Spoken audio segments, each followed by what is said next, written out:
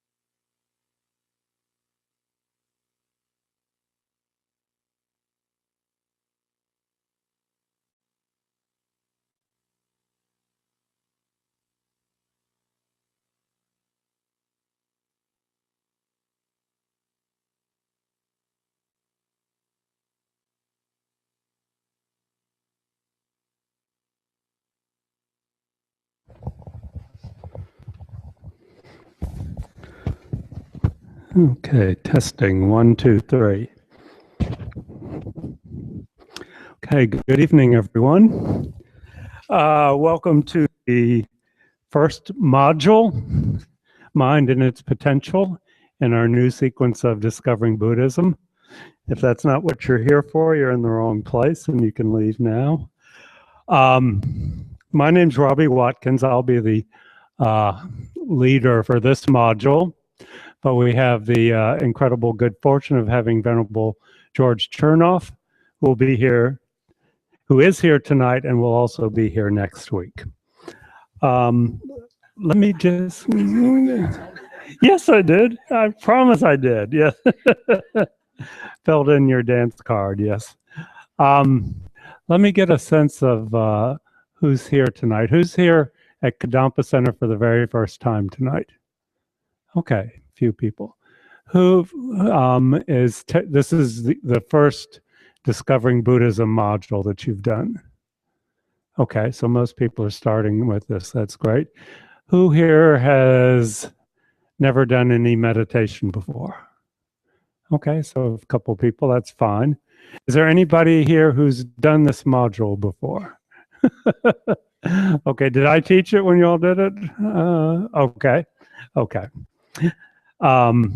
Just a little bit of organizational stuff first.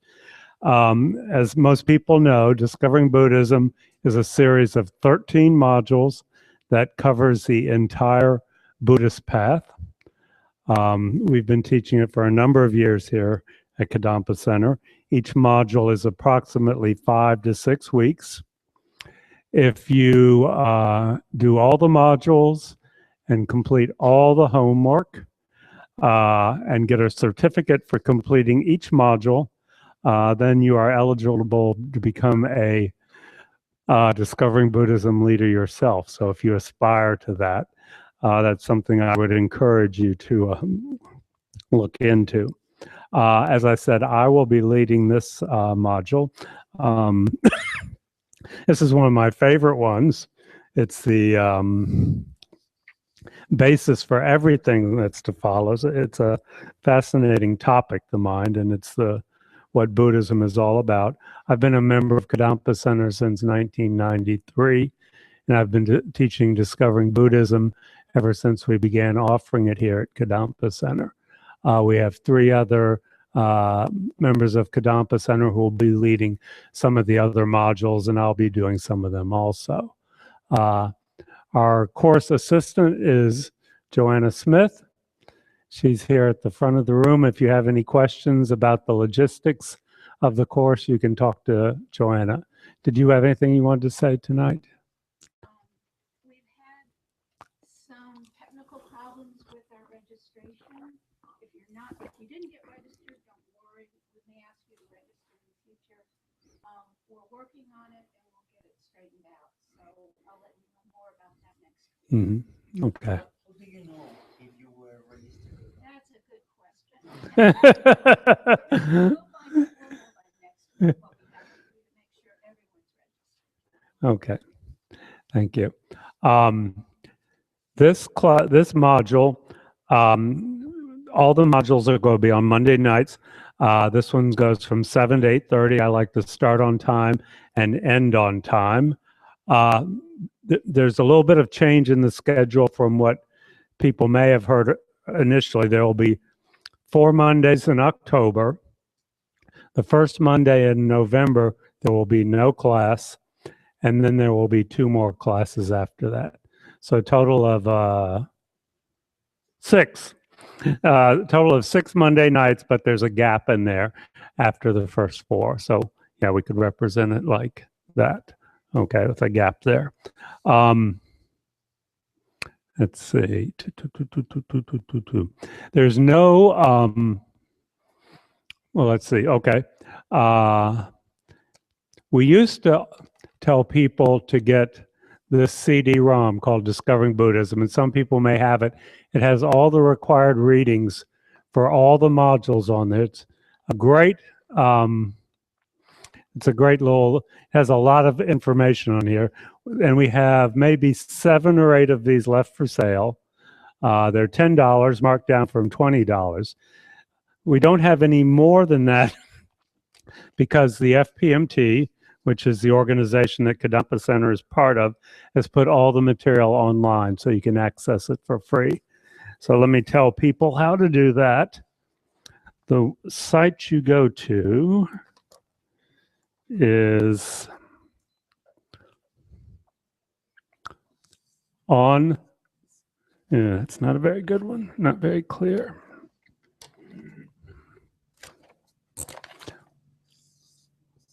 Online learning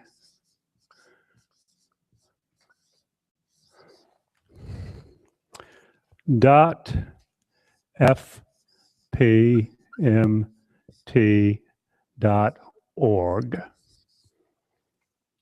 Yeah, online learning at or .fpmt.org. And then you have to create an account. Okay, there's no charge. You don't have to give a credit card number, but you have to set up an account with a username and a password like you do for any site. Then you go to the Online Learning Center. It comes up pretty easily, and you go to Discovering Buddhism, the Discovering Buddhism section.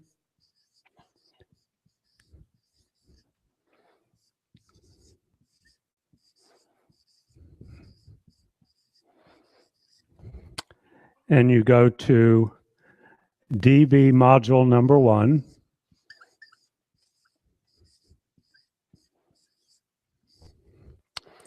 And the key that you have to enter, and this is what this is worth $20, is clear light, one word, all in small letters. Okay. So go to onlinelearning.fpmt.org, go to the Discovering Buddhism section, go to Module 1 under that, and the key to get into it is clear light. And that gives you all the materials that you need, okay? And more materials. There's a lot of interesting reading there and things. There are no books that are required reading for this module, but there are 2 that I would recommend buying if you want to do a little bit of extra reading. There's a bookcase, if you go out these doors just to the right there, that's all Discovering Buddhism material. The first one I'm recommending is How to Meditate, particularly if you're new to meditation in the Tibetan Buddhist style. This is, here it says, by Kathleen MacDonald, also known as Venerable Sangye Kadro.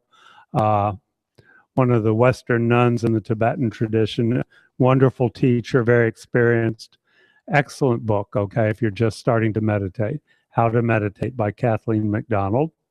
That's for sale in the bookstore for $16, okay? The other one is not exactly light reading, but if you do think you'll be doing all the modules, I think it's an excellent reference. It's called Liberation in the Palm of Your Hand by Pabanka Rinpoche. And it's, like I say, it's not light reading or necessarily entertaining, but it's an excellent reference that covers the whole graduated Buddhist path from confusion to enlightenment. And that is for a price of $26.75. And that's for sale out there. Liberation in the Palm of Your Hand. If you think you'll be studying Buddhism more, it's good to have on your bookshelf and available to refer to. Okay, let's see what else is introductory material. We'll be doing a lot of meditation in this module. Venerable George will be talking a little bit about meditation. If you're not experienced with it, don't worry. We'll introduce it as the module goes by. The last class will be primarily meditation, where we'll review some of the material, and we'll do a number of specific meditations the last sessions. I try and leave a lot of time for question and answers. I think that's really how these classes get interesting and lively. So when I'm leading the sessions, I'll talk for a little while, and then I'll have specific times when you can ask questions and answers. If you've never been here before and you need to use the bathroom, they're out the doors and to the left. As you know, there's no charge for these classes. Like every spiritual program event at Kadampa Center, they're offered on a generosity basis. And that means we depend on the kindness of people who come to Kadampa Center and benefit or have an interest in seeing this continue by making donations. So there are donation boxes around the center, and any donation is always appreciated. When we get to the question and answers, we like to, we're streaming this and we're also taping it. So if you ask a question, make sure you get one of the hand mics so people who are not here, so the millions of people around the world who are listening in can hear what you have to say. Anything else, Joanna? Anything organizational? Will there be a one Saturday? Not for this course. Okay. Yeah. No Saturdays. Yeah. We'll do the meditation the last night. Yeah. Any questions about the organization of the structure? If you miss a class, let's see, how can they access the teachings now? Is it will it be on the website? Okay.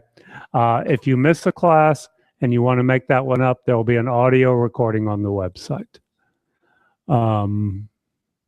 Any questions about the structure of the class? Yeah. Homework. There will be homework. There's none tonight, but it'll typically involve a certain amount of meditation and some reading to do and a topic to contemplate. There will be no written homework, but there will be some things to do, and I'll hand out the first homework next week. Okay.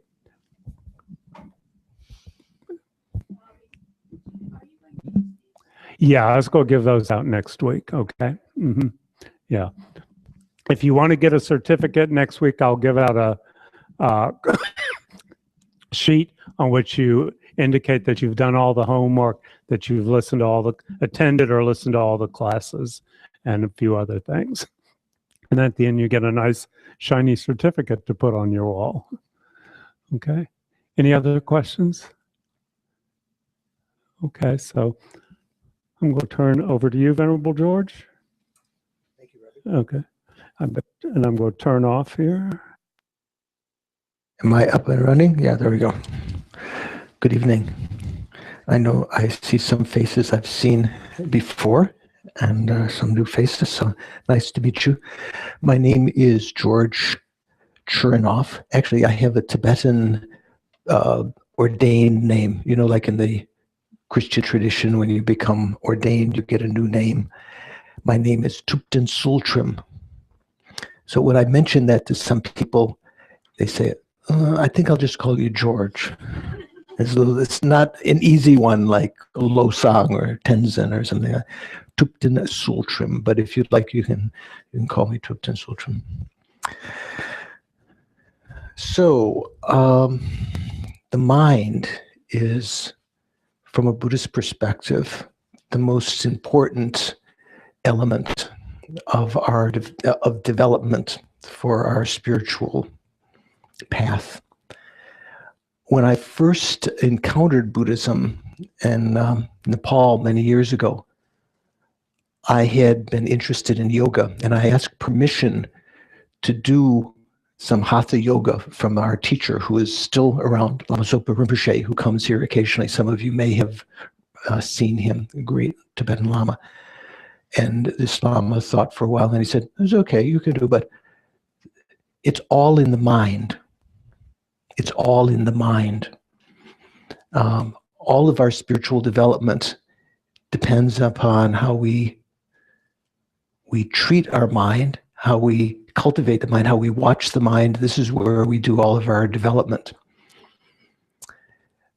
One of the ways that we can develop the mind, of course, is listening to teachings, listening to reading. Let's say you say reading the scriptures, like in the traditions of the peoples of the book and Hinduism and other religions.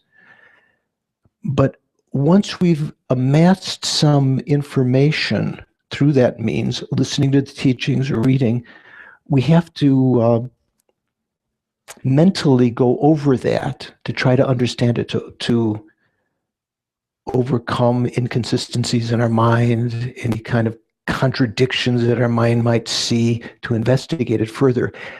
That kind of process is what we might call contemplation in the Buddhist tradition. I know in Christianity, contemplation has another connotation. We could say contemplation or investigation. That can be done in what you often think of as meditation. Meditation can be done as some of you are seated on cushions or in chairs.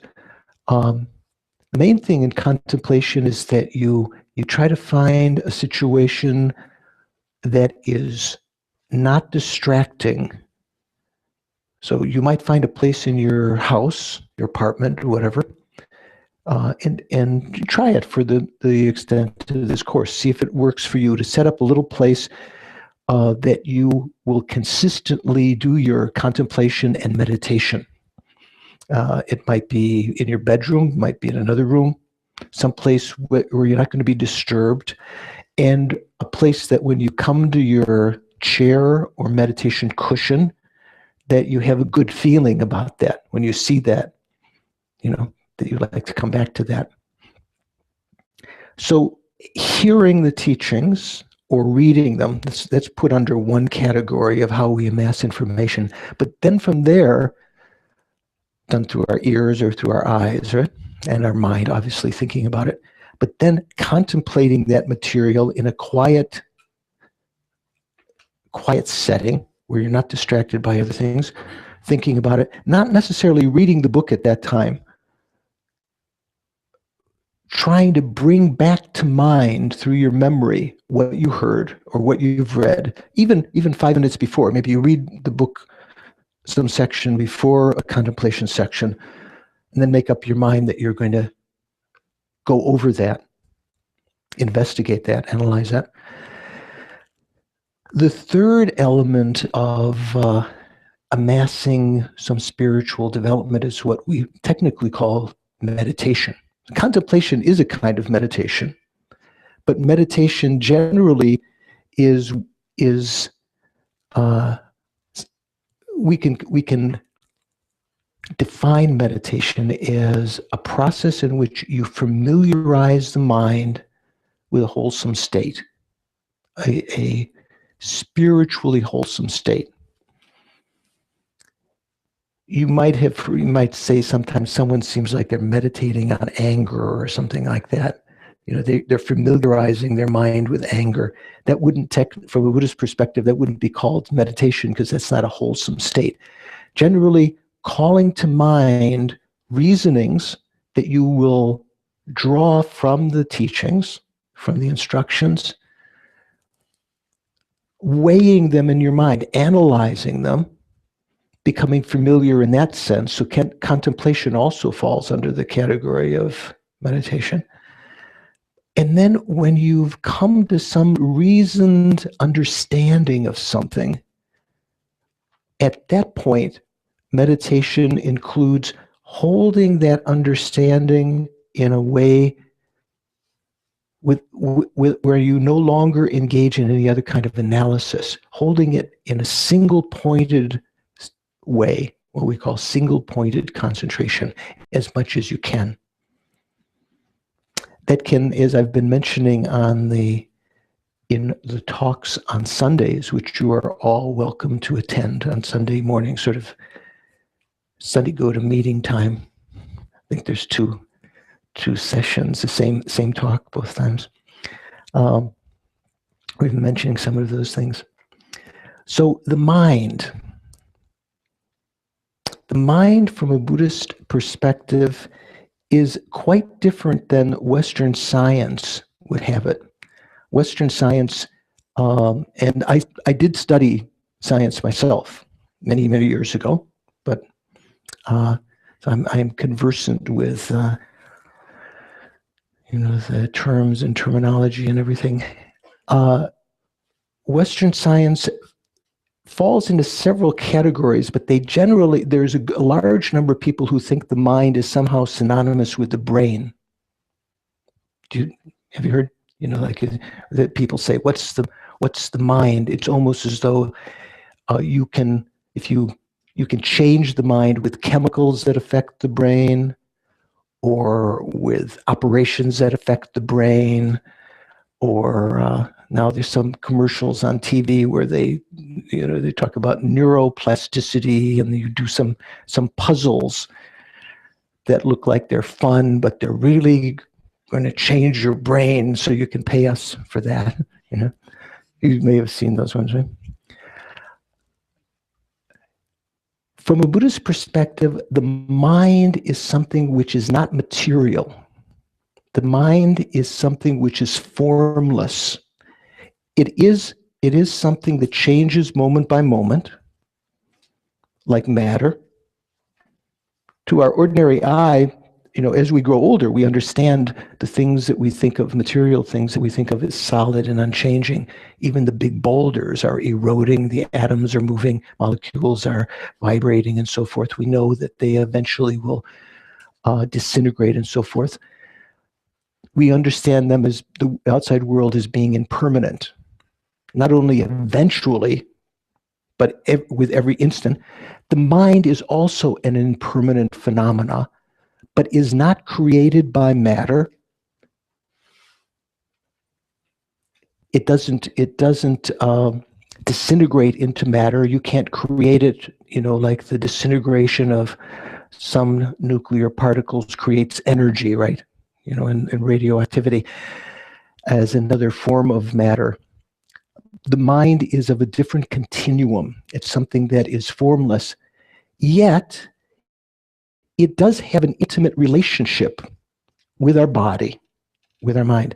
One example that's often given is the mind is like a rider, and the energy currents within the body that are intimately related with it are like its vehicle, like its horse, let's say. We'll use a more medieval example rather than your what's the car of choice around here? Prius.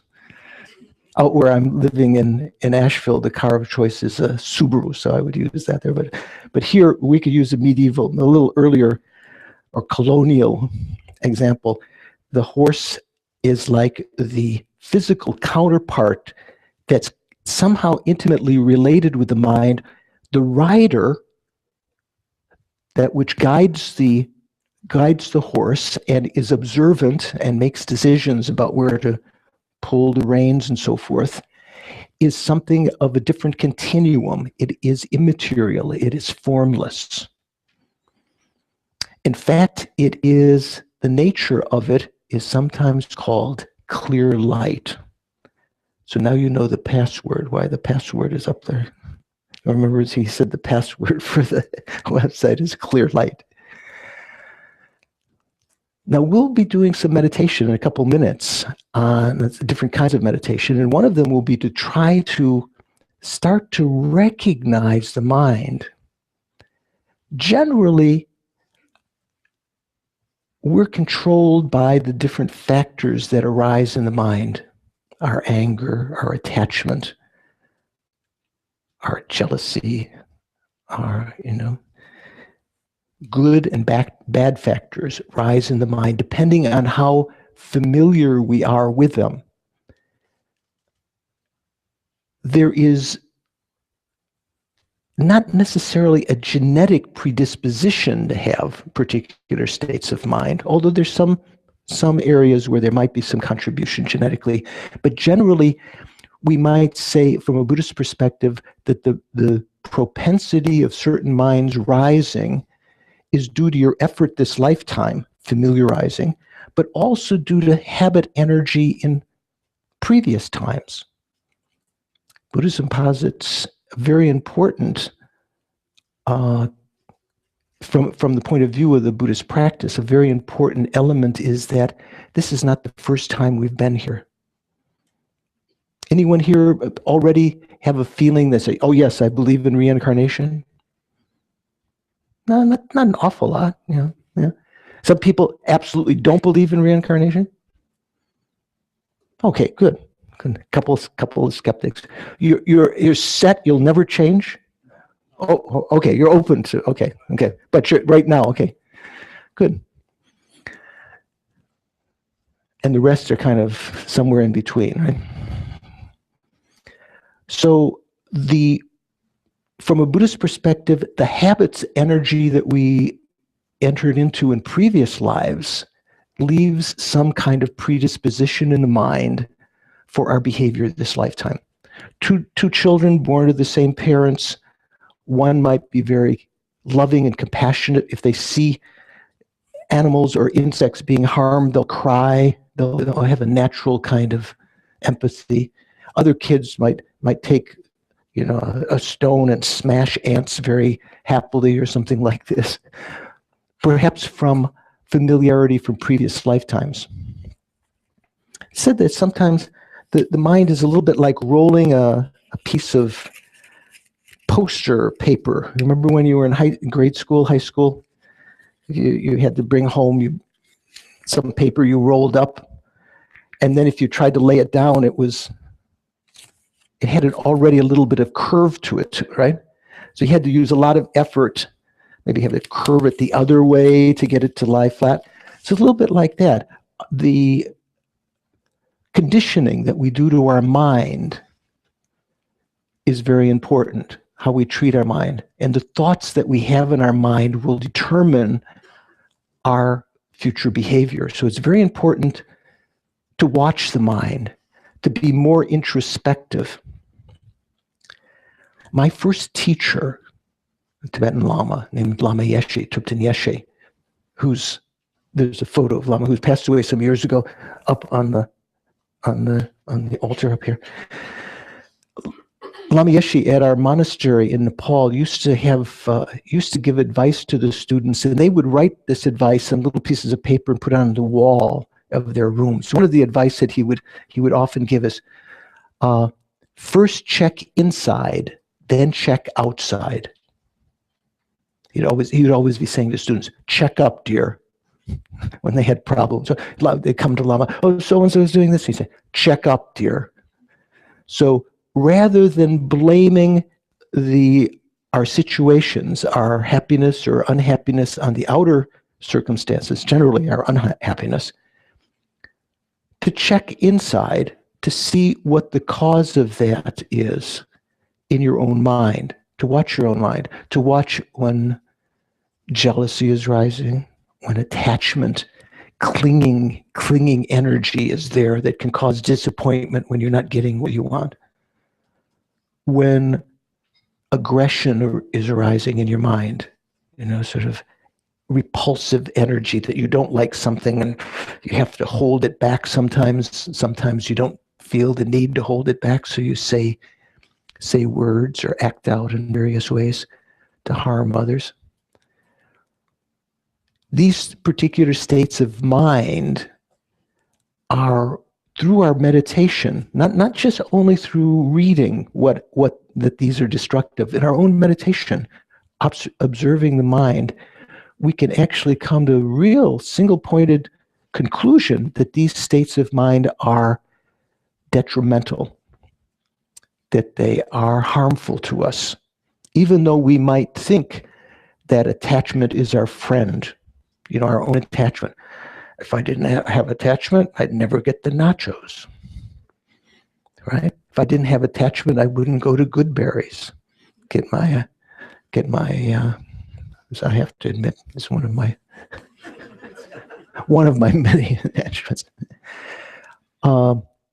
We might think also that anger is our friend. If I didn't have anger, other people would take advantage of me. Can you imagine that? Maybe you do have that thought, or you've heard that sometimes. In our own investigation of the mind, we can start to come to certainty that these states of mind disturb the calm, and they are not actually constructive. They're actually destructive. All of this kind of investigation, observation is done within the mind. So turning the attention inward, away from outside, bringing the mind inside, bringing your attention inside. So Lama used to say, check up, dear. First check inside. That means within your own mind, then check outside. rather than blaming the other people, like Jimmy took my toy or this or that, we're very much the same still, isn't it? Except we use more sophisticated language and so forth. Rather than blaming the other person, check your own mind, whether there's attachment or anger and so forth. The word for a Buddhist in Buddhism, the word Buddhist is a little bit of a, you might say, a Western invention. Buddhists don't call themselves Buddhists. The term in Buddhism is an inner being as opposed to an outer being. So you might say there's different etymologies. Sometimes you can say it in a very superficial way, the insiders, and then there's the outsiders, the non-Buddhists, right? That's very superficial. More sophisticated, subtle meaning of this, an inner being is a person who seeks solutions inside their own mind and to develop their own mind to become a better person, not only for themselves. Of course, that will be the first iteration, the first sweep.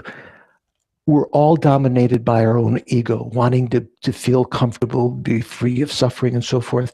So our first motivation in looking at the mind, controlling the mind, would be to find happiness for ourselves, overcome our own problems. But later, and maybe some of you already are, I saw someone on the street, what was it, yesterday, when I was taking a walk, the man and his daughter, I think they were picking a little snake out of the gutter that they said it was still alive. He was very carefully putting it on the land to be protected so it wouldn't be run over by cars. Someone who was driving me the other night, is she here? I don't think so. She was driving me home the other night and she stopped the car. She said, "Oh, excuse me a minute." She got out of the car. She stopped the car in front. There was a tortoise or turtle crossing the road. So some people, not me, some people are already involved in the welfare of others.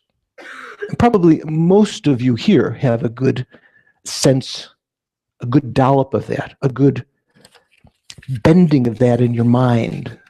From this and previous lives, you can thank your parents, your upbringing, but from a Buddhist perspective, also your practice in previous lifetimes, maybe a compassionate bend of the mind, which is very nice.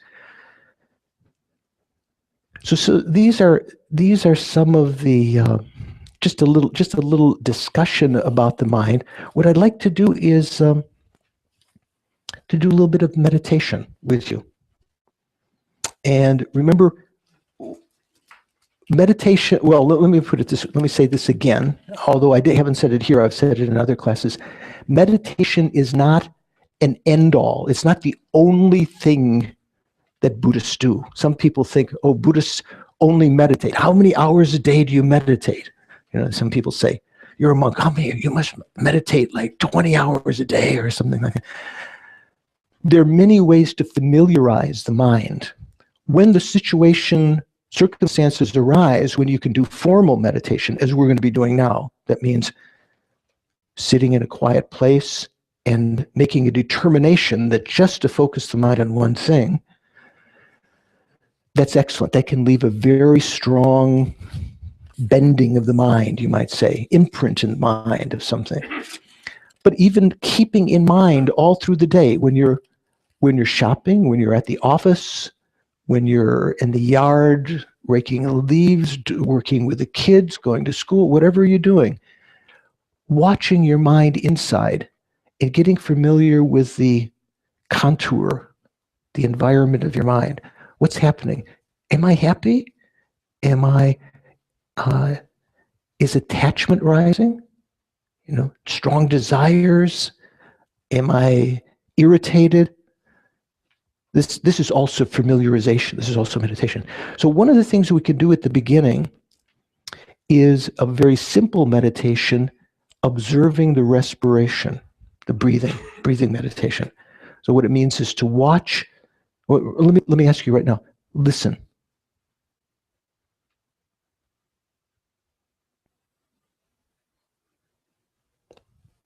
What do you hear? Some hum? Maybe there was a car going outside. Did you have to make a sound to listen to? No. When you in the act of passively listening, you just observe what is there. Same thing in observing the breathing. You don't have to control the breathing. There are some kinds of breathing meditations where you consciously are controlling the breathing. But here, this is a slightly more subtle, mentally oriented method to calm the mind from all the different thoughts that are going through it. Taking one object, the breath, the respiration, as your main focus, not with your eyes, but just as an example, using that as an example. Focusing on that. If other things, other thoughts come into the mind, bring your attention back to this. It's like when you've got to do the income tax and the kids are screaming, still you have to bring your mind back to doing the income tax, right? It's not as though you have to go and push the other thoughts away. So what I want you to do is sit comfortably with your back straight. Eyes don't have to be open or closed. It's very advantageous when you can learn comfortably to have them just partially open so some light comes in. Relax your body. Relax your mind. By that I mean, I don't have to think about anything else right now. This is what I'm going to be doing, this kind of very simple practice. And just watch the breathing through your nostrils. Recognize when you're breathing in and when you're breathing out. That's all.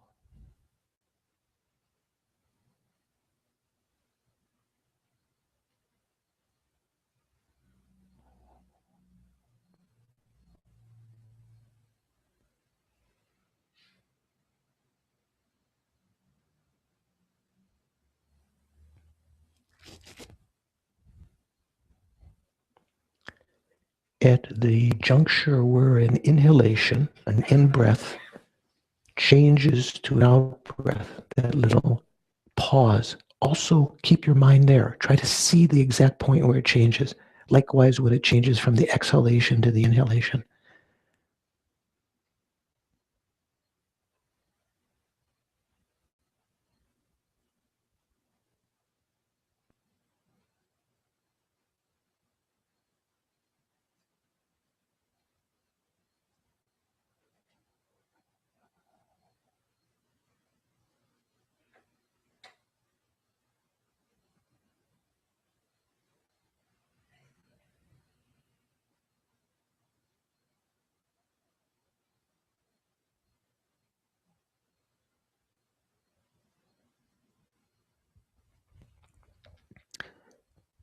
Almost consciously bring your attention inwards like a tortoise or turtle withdrawing its head and four limbs.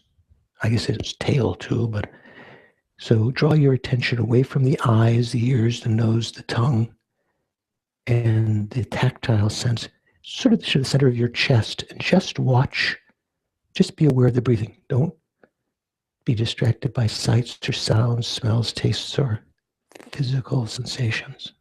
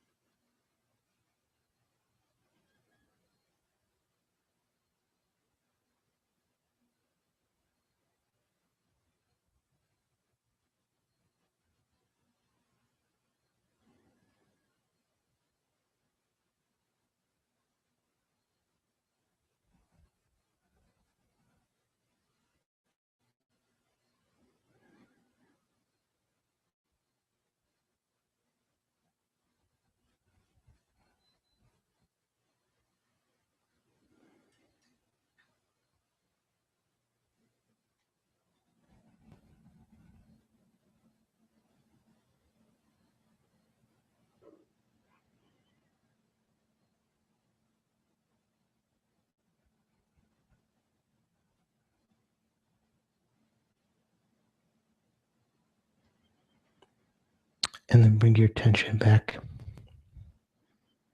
to present. Relax for a second. It's just very short, right? At the beginning, when you do start to enter into meditation, it's good to do very short session. If you have a timer or something, just like 2 minutes where you concentrate really well. Let everything else go. It might be fatiguing for the mind at first, right? Any observation? Anyone have a... Did you actually try? Anyone didn't want to try? There have been some classes I've given with. I did something else. I didn't want to do what you said. It happens. You're more. This is the technology triangle. You're more smarter than that. Any observation? Yes. I found it's hard to. Yeah, she's got one up here. She's got one right there. Yep. It's hard not to. You'll hear me. Yeah. Well, they want to have it on the streaming because the people that are listening on the internet. It's hard not to control your breathing if you're thinking about your breathing. Yes. Okay. So that's a good point. So that's why I said. Remember the example I gave about listen. You don't have to control the sound. You don't have to make a sound to listen to. So right now, when you're not focusing on the breathing, if you just sort of part of your mind, just watch your respiration right now while you're looking at me. Maybe even doing that, it feels like you begin to control it a little. But you can learn in not so long a time to just let go of that tendency to want to control it and just observe it. For some people, for me also, sometimes it's a little bit difficult, but it is definitely doable. It's not something that's that's totally artificial. You'll notice if you were to do this kind of concentration, we can call this meditation. Remember I said meditation is familiarizing the mind with a wholesome state. So you might say, what wholesome state are you familiarizing with here? You're familiarizing because you're consciously determining beforehand, this is a spiritual practice and I'm going to let go of other thoughts. So in a sense, you're learning, it's wholesome in the sense that you're getting to know the environment within which you're working, the mind. So what is your name, by the way? Bob. So anyone else have a observation? Good point. Yes. Yeah. Yeah, leave it on. I found that it's actually hard in concentrating on the breathing to remember that I'm not supposed to think about other things, because I would, find myself going back to the breathing, and then after a while I would just forget about that, and then I'd go back to the state where I'm just thinking of other things and exactly lost. Right.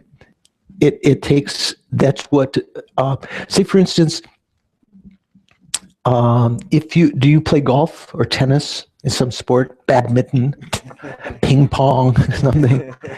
At first, whatever it is, or golf or tennis or something, it's like thinking this, then that, then this. Some people take longer till their swing gets natural, or their, whatever you want to call it, their baseball swing, or their swimming stroke, or whatever, or yoga pose. At first, it's so much thinking, I have to be like this now, or how is this and that. The same thing with the meditation. As you're not familiar with just focusing on one object, of course your mind is going to get attracted to some other thought. That itself is a useful observation. You don't have to berate yourself. Just say, whoa, look at this. This is the nature of my mind. All the time, I follow, it's as though something that comes into the mind that's captivating. It might be captivating in the sense that it's attractive and we want to follow it out. nice thoughts, or it might be captivating in a negative sense, like, oh man, this is happening. How are we going to pay for this? Or blah, blah, blah, blah. You know, some other kind of thing. Distractive thoughts, stream of consciousness, you know, like you think of Aunt Matilda and then her apple pie, and then there's apples over there, and should I, you know, I like the taste of apple, you know, sort of like one thing leads to another, and you find yourself in a let's say still conscious, but on a not a full level, but some kind of reverie is going on, some kind of discursive thinking is going on for a long time. So that's what we're learning to observe. When you can start to calm the mind like this, by watching one thing, the breathing is a very good thing, the Buddha taught. It's not the only object to calm the mind, and it's not the end all. It's just a way to begin to, it's like if I want to do some homework or something, I would clean off the tabletop of other things so I'm not distracted. So I could put all my attention on one thing.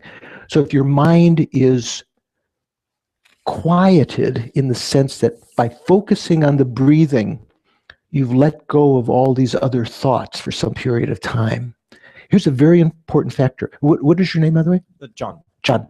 Another very important factor, John, is that as you bring your mind away from these thoughts that might, sometimes they come again and again incessantly, sometimes they just be my random things.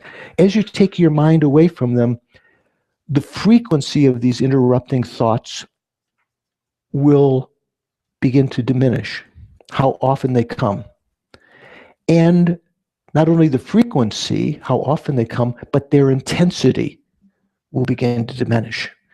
Some people, not knowing the extent of Buddhist meditation, think this itself is everything. Wow, they do 3-month retreats simply watching the breathing for several hours a day, and they find very satisfying. That's not the end all of Buddhist meditation. That's actually just the prelude, like the tip of the iceberg, so to speak, right?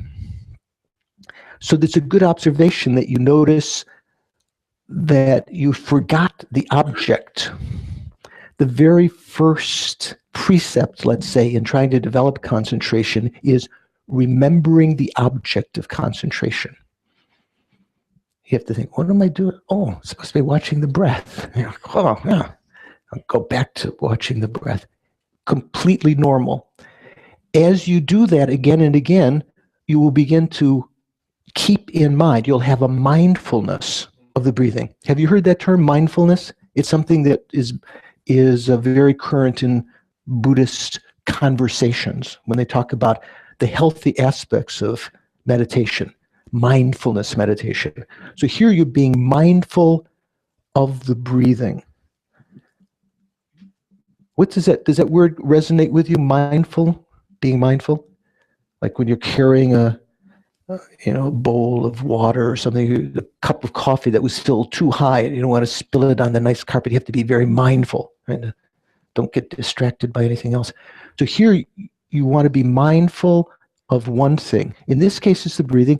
Later on, we're going to be watching the nature of the mind, the password, the clear light nature of the mind.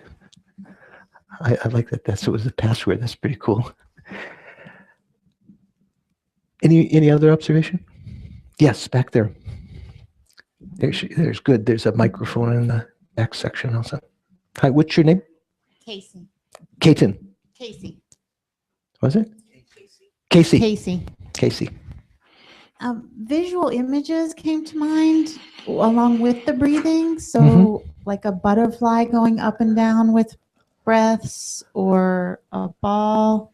Is that a good direction? Or So the things that can come into our mind are both auditory, like thinking words, conversations. They can be amorphous kinds of emotions, feeling of sadness or elation, or they can be visual. It's a whole spectrum of things. it doesn't have a particularly special meaning. It's just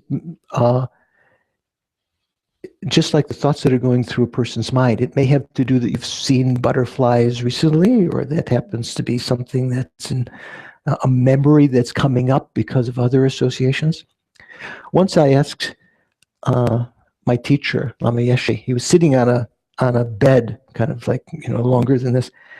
And I said, Lama, when I have really good concentration, one part of my body, like if you draw a line from down through my forehead, through my nose, my mouth, down my belly button, one side of the body gets hot, the other side gets cold, palpably, And then over the course, if I keep on going, course of like 5 minutes, it changes. The other side gets hot and this goes cold. What does that mean? And Lama laughed, fell off the bed laughing. And he said, there's so many different experiences that you can have that depend on many things. The habit energy in your mind, associations, memories arising, the structure of your nervous system, blockages in your nervous system. I don't mean things that the doctors can see with an MRI.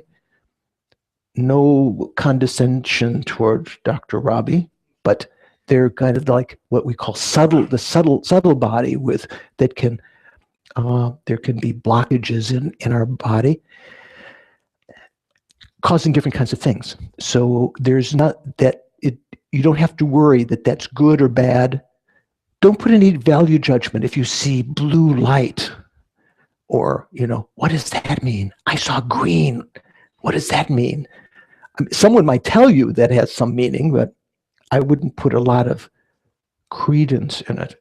Main thing is that don't judge those. Just go back to what your intention was, to be watching the breathing, one thing. Does that make sense to you? It does. But you want, okay. As watching, my, I guess, method for watching the breathing was to use a visual image, right? To use the butterfly going up and down to watch my breathing. Is that? That's not generally the method, but as a first, if you find that useful or interesting, you can try that at first. But in general, you want to let go of everything else, visual imagery, auditory imagery, and just watch the breathing. In some circumstances, you can watch, if you want to have something more concrete than just saying the breathing, you can watch the rising and lowering of the diaphragm. Be aware of that. A tactile sensation is very common, or the going in and out of the tummy as the breath goes in. Or you can watch the temperature at the nostrils, right here, right on. What is this called? This little indentation on the Fulcrum. Was it? The philtrum. Oh, we've got some good. Okay. The philtrum, you can watch the philtrum, or just to the either side of that. As you breathe in, you'll be breathing in cooler air. See if you can, this is we're talking right now. See, when you breathe out, it's through the nostrils. It's a little warmed by the lungs, and you would feel a little temperature difference there. That takes a lot of concentration. Can you imagine that? Mm-hmm. I mean, imagine doing that. So you could try those, but sometimes in the Buddhist texts on, we could call it Buddhist science. It's called, in Indian language, it's called Abhidharma. Simply being aware of the breathing itself, because the breathing is something which has a certain nature to it of movement. And it's related with something that we call the air element, the wind element, sort of like energy current. So just knowing that you're breathing out,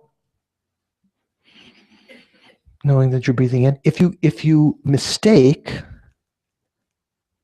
Another thing you can do is you can add another factor. Besides watching the breathing, you can count the breaths. You can think of it like the calendar or the clocks that go click, there's something falls down, another number, 1. So the first visual, say, if you want to visualize something, see the number 1 come up. This is the first inhalation, the first exhalation. So the cycle is 1. And then just as when you begin the next one, 2 falls down, right? And this is the second inhalation, second exhalation, then 3 and so forth. See if you can get up in a meditation session to 21 without being distracted, without other thoughts, without your mind going off. May take a long time for some of us. Some of you may find it more easy. Or just even try 7. Just get to 7. And be like, I hope I'm not offending anyone if I say this, be like a Swiss school teacher. This is my mind. I'm thinking, I don't know why I have this idea. The Swiss school teacher would be very severe with a ruler. Maybe it'd be more something else. I don't know.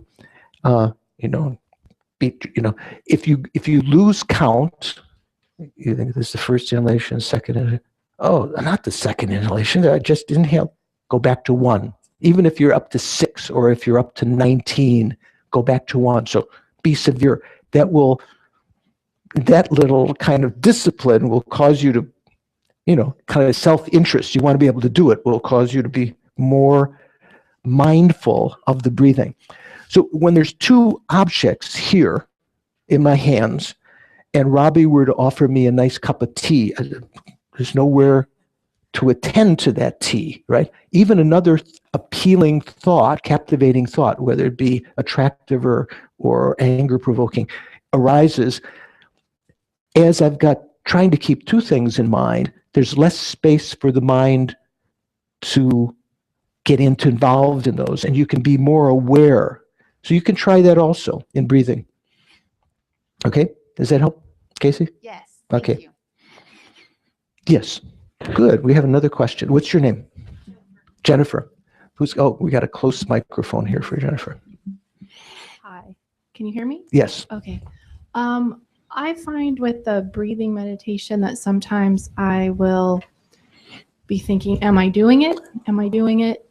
Yes, I'm doing it. Or, hooray, I'm focusing on the breath, and that's what my thoughts are doing. Right. And I'm thinking, I'm checking, am I doing it? Exactly. Am I doing it? Yeah. And, no, you're not. If you're thinking you're doing it, and then I have I've had that conversation. Exactly. Yeah.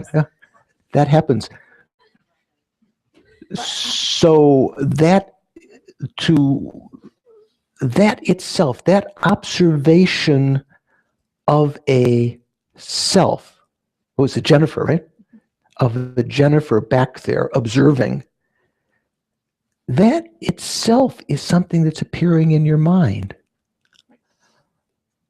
So just recognizing that, the next time, just investigate that a little. Just think, I don't have to pay attention to that. Whether that Jennifer exists or not, that observer, is an interesting question. We'll get into probably in some of the other advanced modules or whatever you want to say. But just to recognize that you can let go of that sense of the observer, that's something that in most of us is very prevalent. That sense, always judgmental, sort of like someone, what do we call it? The self, the I, or the soul. It seems so palpably real, sort of substantial, but it's something that's appearing in your mind. There are times when the ego or the I or the self or the soul is not so dominating, and you can just be there observing something without the interaction and comment of that ego. So you can recognize slowly over time as you begin to meditate and turn your attention inward, check inside, that you don't have to pay attention. That's another thought. And that itself can be quite a revelation. I don't have to be judgmental all the time. Like, we might think again, remember when I said sometimes we we think attachment is good, it's our friend, or anger is our friend. Sometimes we think this is necessary. I have to have this, always observing and judging and deciding, because we're in traffic, you have to be, watching and so forth. But that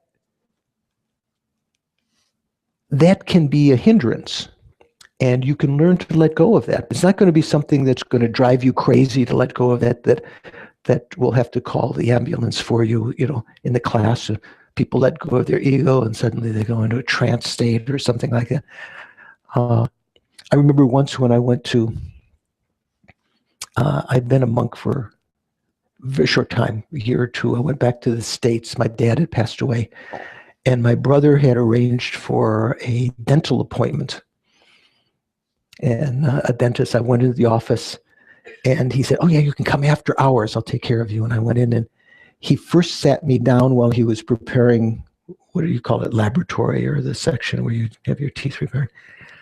And he had some magazines, Christian comic books. And there was one about someone who had meditated.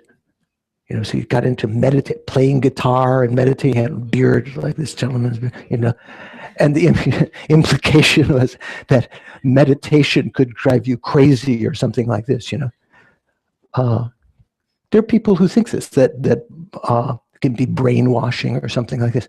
Actually, I would like my mind to be washed, Sometimes we say, remember even in the Vietnam War, we talk about concentration camps.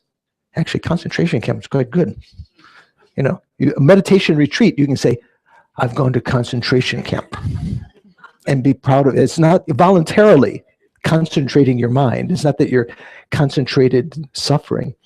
So what I would suggest, Jennifer, is try sometime as you're watching the breathing, just to be aware of that sense of the observer and recognize that it is appearing within your mind. It doesn't have a continual necessary appearance like it's necessarily there. It's just something that our mind is appearing to our mind and that we pay attention to.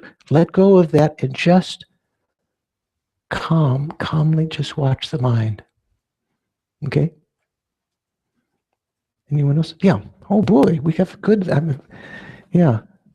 getting a good response here. Thank you for taking the microphone so it can be shared with others. What's your name? My name is Suzanne. Hi, Suzanne. Hi. I usually meditate in the morning. I'm pretty successful at it, and I do some Qigong also. When I try to meditate at night, I start to fall asleep. So if we'd gone another couple of minutes, I probably would have been snoring.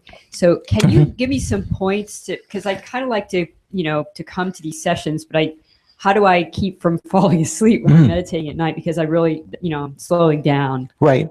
Well, it's good, it's good to meditate while you're still alert, not to do it at the very last, when you're completely ready to fall asleep. Different faults of meditation. One of the principal faults is sinking. What it means is that the mind itself begins to withdraw too strongly inside, and there's a feeling of losing the consciousness of what you're looking at. It's sort of like, example I think of is very mundane. You're watching the late movie, or what was it, Letterman or something, or you've got the controller in your hand and you still want to be watching, and then you drop it. You just you weren't holding it strongly enough, and there wasn't the conscious component to keep holding that. Same thing with watching the object. If your object of meditation is not held with enough strength, grasping to it, holding it in mind, your mind begins to sink and get dark. It's a prelude to falling asleep. probably not a good idea to associate your meditation with sleep, because then, there's not good connotations, or maybe good connotations if you'd like to sleep. So what you can do is to meditate, maybe just meditate another 20 minutes earlier when your mind is still a little bit fresh. Something that helps, if there is a period when it's a little bit tendency to be a little bit more sinking, the mind tends to be, make sure there's some light around you, even though you don't want to keep your eyes open. We know from our own lives that when you want to take a nap, you'll close the blinds or the curtains, right? And that helps to sleep. So make sure there's some light around you. Before you sit down for your evening meditation, if that's the time you have more problem, wash your face, put a little water under your arms, wash your feet, or just with a, what do you call it, a washcloth, you don't have to take a whole bath. In times, in meditation retreats, that's one of the things that's mentioned. If you have trouble with sinking, oftentimes it would take place after lunch. When you've got something in your tummy and the blood is going there, and I've seen many retreats like that where after lunch you hear a couple of people snoring, something like that. So one thing you can do to overcome that is to wash the body a little bit, or especially the feet and the under the arms and the face, freshen up a little bit. Take off one layer of clothing so you're not quite so warm. Warmth also induces the sinking. So to have, maybe just put a light shawl on or something and when we're sitting like this so some air can go underneath our arms, little things like that can help.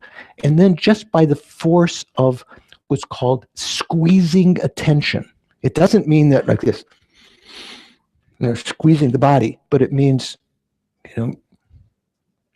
consciously putting some effort into watching the object. Even after lunch, let's say, when there is a tendency to easily fall asleep, you could overcome that with squeezing attention. And when you do that, you can feel, wow, this is great. I don't have to fall asleep. Okay, but there's just a couple of things like that. I have a quick question. Yes, please. What's your name? Herman. Herman, okay. Yes. And when I was doing it, it was fine. But right now, or around the time that we did it, my intellectual center is kicking in and is quieting the mind the end, and the breathing the means to an end. But for what you were saying, this is just the tip of the iceberg, right? Exactly. So then afterwards, after we learn how to quiet the mind, which is the end today, it'll be a means to an end for something later on. Right.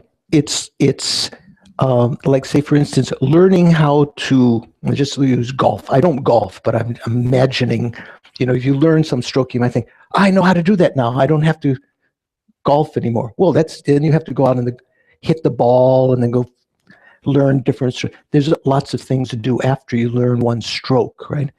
Once we learn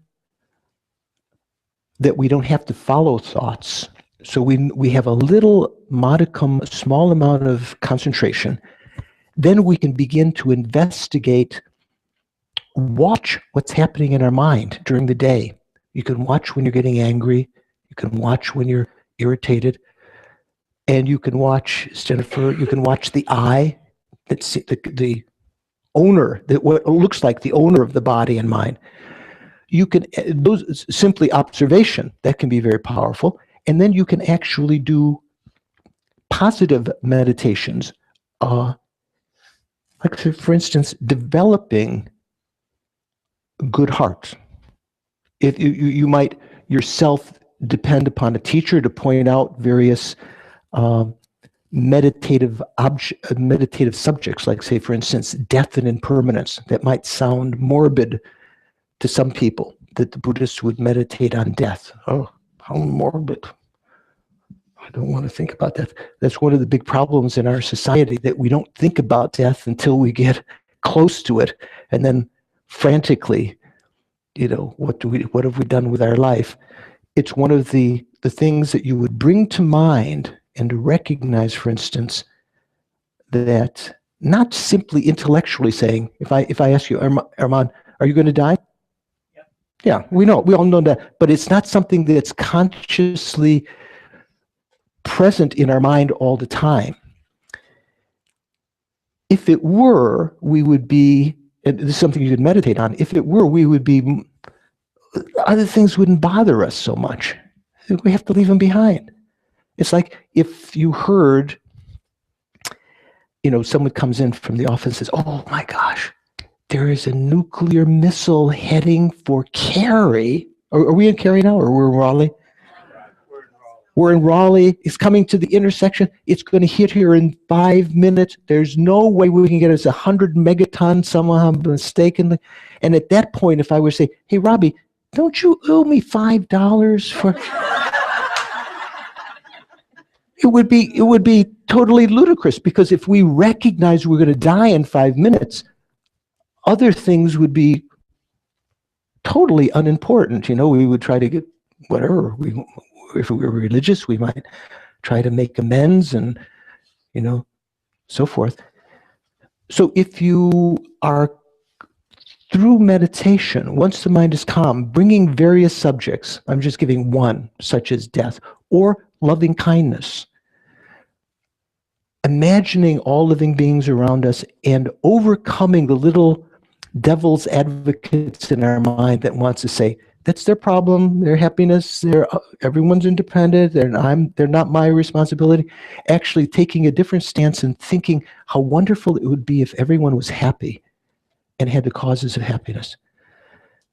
Almost to the point where you really feel that, not just intellectually words, almost like smiling from your heart and then holding that single-pointedly. That's the kind of meditation that you do with that clear mind. There's meditations when you investigate the ego that Jennifer was talking about, or she didn't use that word, but that's what I'm kind of saying. That might be one side. Whether that really exists the way that it appears, investigating, but to do that, you need a quiet mind. To watch your mind during the day, you need a quiet mind. I remember when I was in college. Am I okay still? We still got a couple of minutes? Yeah. When I was in college, I had read, my friend was at Yale. I was at MIT, and I'd cross the Charles River in a bus every morning to go, when it was cold. I walked a lot, but it was long ways. And I remember meditating on the bus because my friend at Yale had some little books about Hinduism, about Vedic tradition, talking about Raja Yoga. Have you ever heard of Raja Yoga? King of yogas. So there's karma yoga, where you try to join with observance of your actions. Karma means action. And there's what is it called? Bhakti yoga, devotional yoga, and jnana yoga, where you study and you develop mind that way. Different kinds, and then hatha yoga, where you do different kinds of physical postures. Then there's the Raja Yoga, which was said to be the king of yogas, which was essentially meditation. So it was talking about watching the breathing in this little teeny, little booklet like this. And I would sit on the bus and watch my breathing, and I found it very, very useful. Because our mind generally just daydreaming, sometimes involving ourselves in petty retribution or grudges, or feeling proud about our status and looking down upon it, all sorts of things that go through our mind. If you can observe your mind and learn to let go of those and actually replace them with positive thoughts, that's that's one of the great purposes of calming the mind. Robert Thurman, did some of you see Robert Thurman the other day?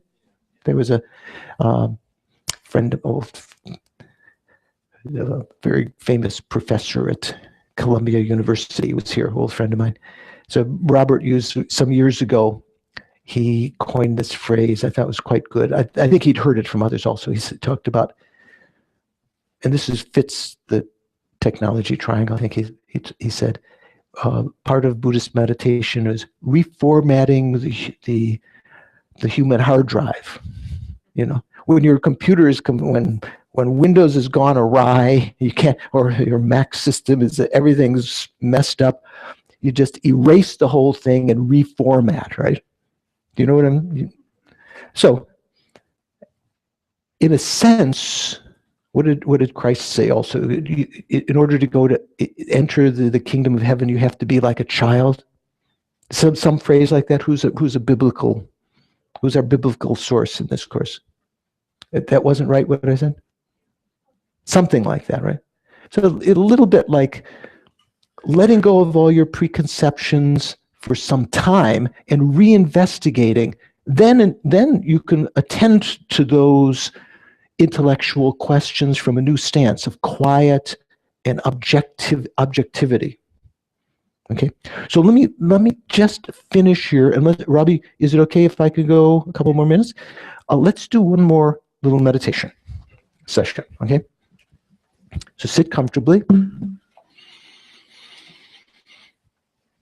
Good, you're getting a good position. Relax your body. That can be very useful. You can even, spend some time just scanning the body, letting go of tension. And tell yourself, relax the mind in the sense, I don't have to think about anything else right now. I'm just going to do this, in a sense, this ascetic practice, a very simple practice of watching the breathing, within which I might be able to see everything by focusing on one thing. So put your attention just watching, not controlling, in, changing direction. This is this first exhalation, like that.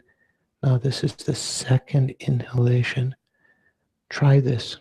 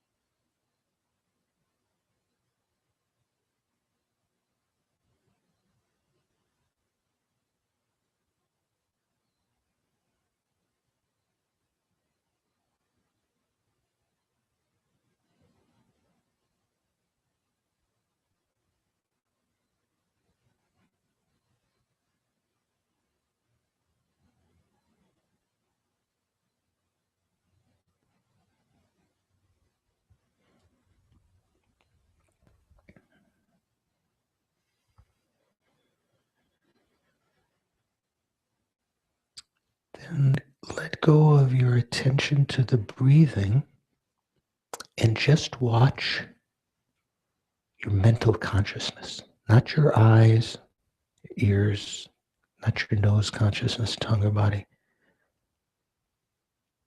Just that entity that's been doing the watching. Like sitting at a cafe, watching the people around you walk down the street. Just watch the thoughts in your mind. Don't get involved in them. Just notice what's happening.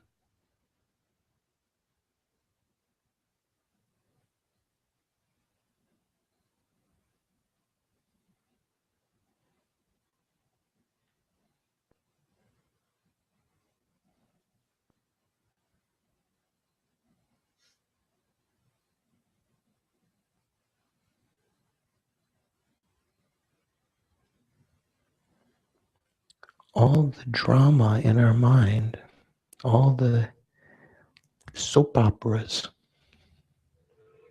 take place in the clear light nature of our mind. Like in the morning, maybe in France or wherever you go, when the cafe has been closed for the evening, the tables are not out yet, there's no pedestrians, the street is clean.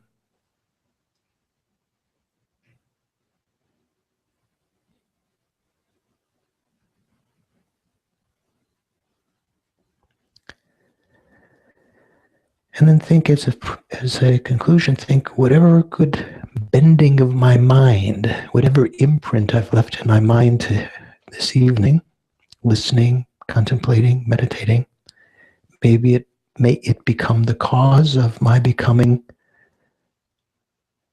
a better person, more happy, more content, and ultimately bringing benefit to other living beings, all other beings.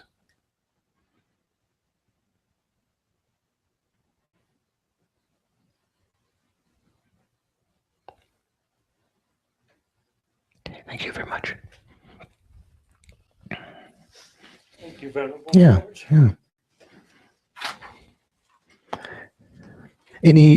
We're just at 8:30. I know some of you may like to be precise, and you may have other obligations, but I'm happy to sit here for a couple more minutes if you have some other question or observation or doubt that you wanted to attend to. Yeah, this gentleman. Your name is what? Danny. Danny. Okay, Danny. I've been kind of a practitioner of Dharma for several years, and I just moved to this area. I'm originally from more affiliated with the Kagyu tradition, and in that tradition, the introductory courses are generally known as Nongdro, they're generally known as Nongdro for the introductory. Nongdro. Yeah, and that's usually kind of a step-by-step kind of orientation of getting familiar with the practices and moving through the path.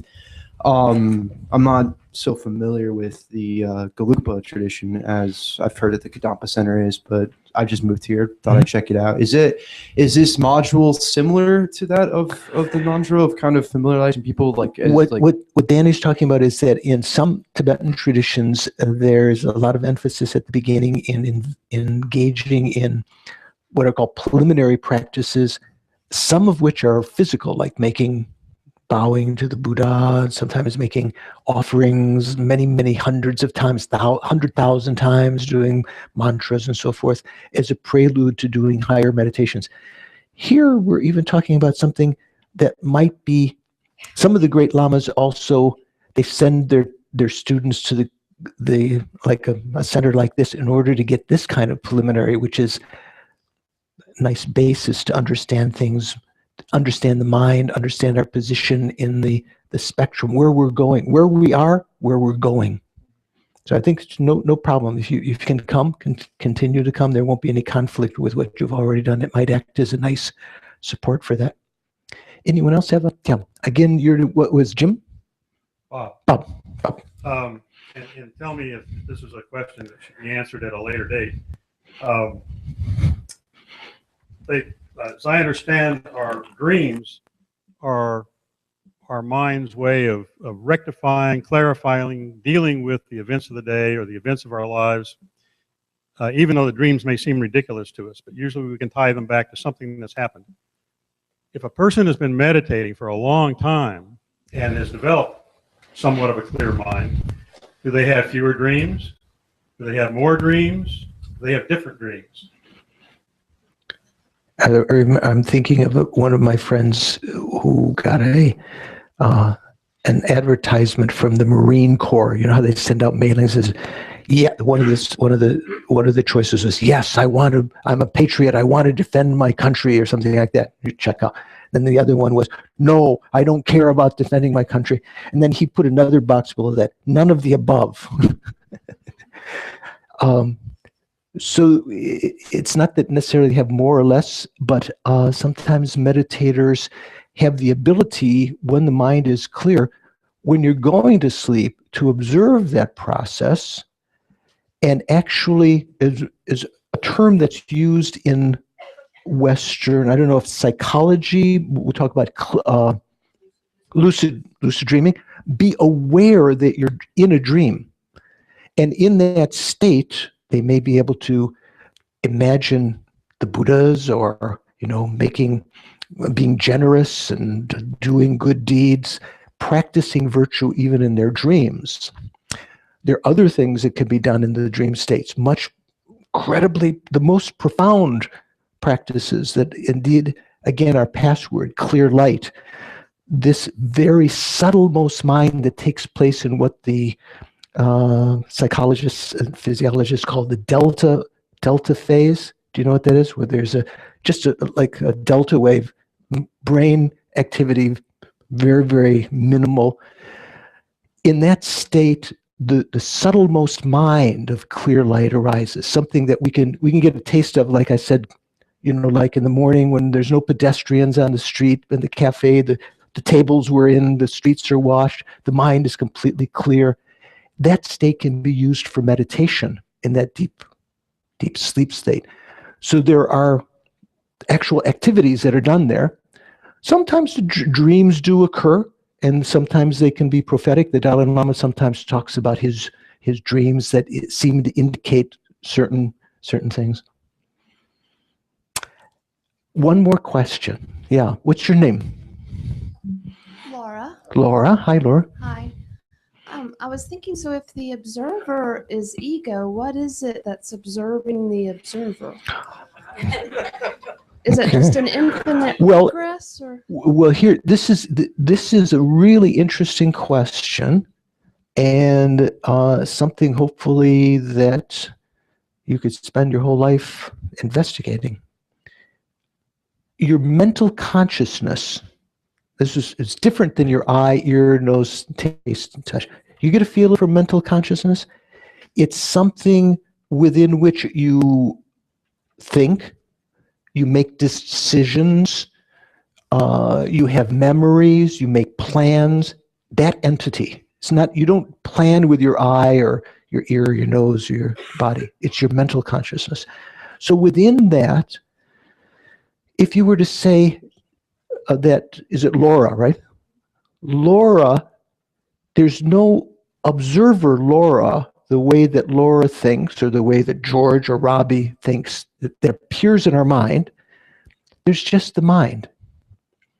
There is some appearance because of habituation and identification with this body and mind.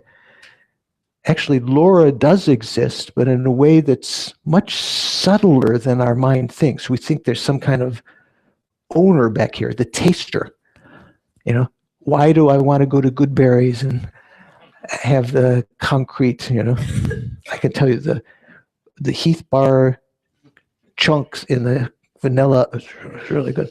But anyway, why do we do that? Is it to satisfy the tongue consciousness? No, it's to satisfy George back there, or Laura, or whatever. Once we recognize that doesn't exist that way, we can see that it's the mind itself that's knowing. There's not need for another observer. The mind itself is observing, but there's not some other controlling entity the way that our our habit energy arises. I want to leave it there. It's just about, is that 7 minutes after the time that is scheduled. I'm always happy to stay longer. I'll hang out here for a couple of minutes outside, but I want to leave you so you don't feel compelled to stay here any longer. Thank you very much. Hopefully see you again.